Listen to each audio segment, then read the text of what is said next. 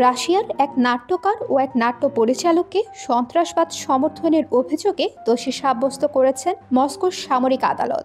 The brave Falcon ফিনিস্ট নামের একটি নাটক নির্মাণের দায়ে থিয়েটার পরিচালক ইভসেনিয়া ভার্কোভিচ ও নাট্যকার এসভেতলানা পেত্রিচুককে ৬ বছর ধরে কারাদণ্ড দেওয়া হয়েছে।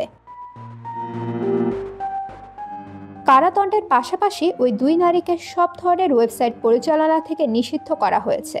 মুক্তি পাওয়ার পর ৩ বছর পর্যন্ত তারা কোনো ওয়েবসাইট পরিচালনা করতে পারবেন না।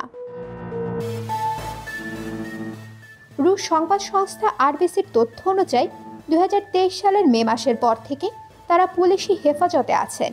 এখন তাদের কারাভোগের জন্য নির্বাসন কলোনিতে পাঠানো হবে। উল্লেখ্য, নাটকটি আংশিক সত্য ঘটনা অবলম্বনে নির্মিত। এতে এক রুশ নারীর গল্প তুলে ধরা হয়েছে। সে সিরিয়ায় গৃহযুদ্ধের সময় ইসলামিক স্টেট গ্রুপের এক সদস্যকে বিয়ে করতে সেখানে পাড়ি জমায়। নাটকটি সেরা চিত্রনাট্য ও পোশাকের জন্য 2টি গোল্ডেন মাস্ক থিয়েটার অ্যাওয়ার্ড জিতেছে।